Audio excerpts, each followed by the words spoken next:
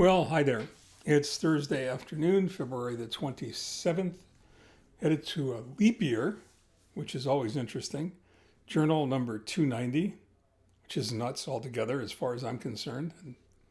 And T+331, which means that I have less than a month to go before my first transplant birthday. What do you think about that? Actually, that's not really 100% true because it's 365 days, so it's a little bit more than that, but who's counting? Lesley and I just came back from a walk, a long walk, 3.5 mile walk. May not be a long walk for all of you, but it's a long walk for me since I'm still recovering from the embolisms and the pneumonia. And I'm trying to work on my endurance, and that helps. But walking time is kind of like windshield time. You can do more than one thing at a time when you're walking, which basically means that you can walk, talk to your wife, and think about other stuff in the periods of silence in between, which is exactly what I was doing. And I was actually thinking about a previous blog where we talked about motivation, inspiration, and aspiration. And what occurred to me is that there's another acronym, like we need another acronym, but there is one. It's AIM: aspiration, inspiration, and motivation. And that's the way that I think about them, in that order. And I thought it would be interesting to just share that with you and to see what your thoughts are on it. Aspiration is really interesting. It's personal. It's internal. It is the result of hope and optimism when it comes to achieving goals and objectives, hopefully huge, big, audacious goals and objectives. So you aspire to something. You aspire to be something. You aspire to do something, to accomplish something.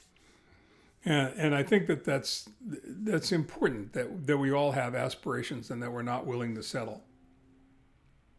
Now, what you do with those aspirations is a whole different world. It's like New Year's resolutions.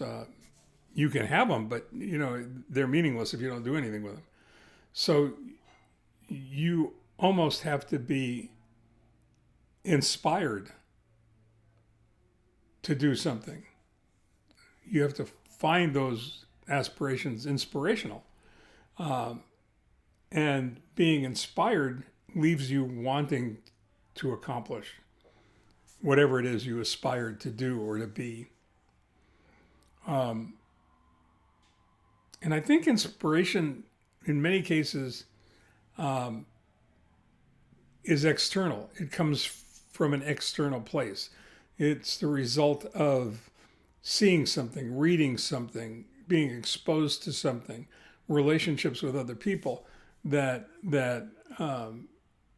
show you that whatever it is you hope to accomplish, whatever your aspiration is, whatever it is you want to do, is possible because other people have done it. I've always said that it's not impossible if somebody's accomplished it.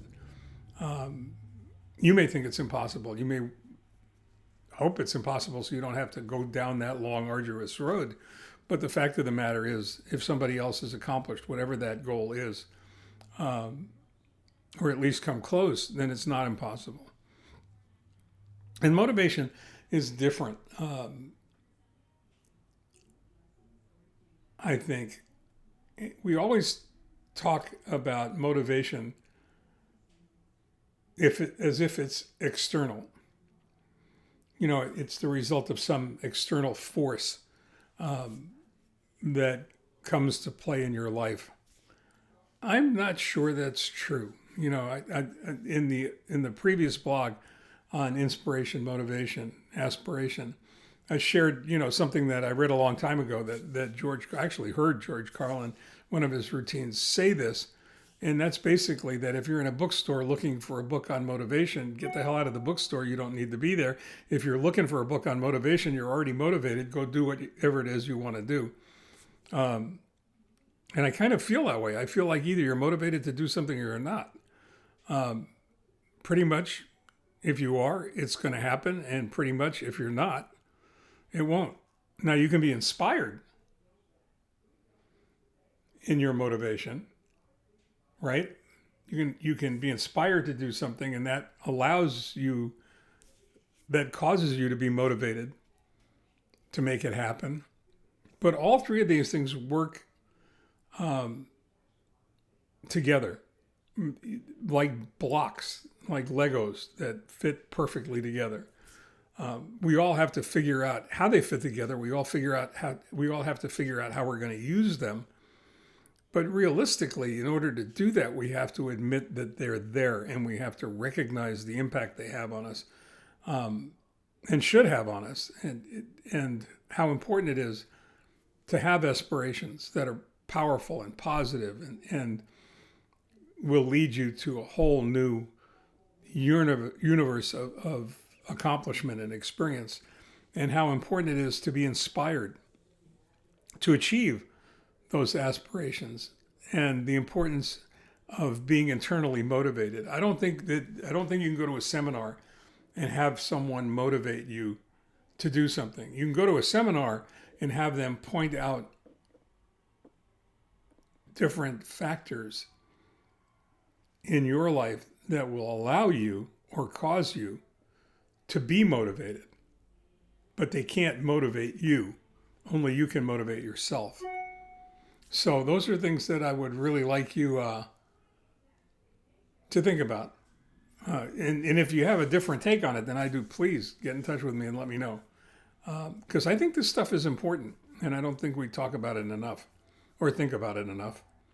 Because there's a technology to accomplishing success, and that's an aim, aspiration, inspiration, and motivation are part of it. Okay? Y'all take care now. Stay well. That's it for now.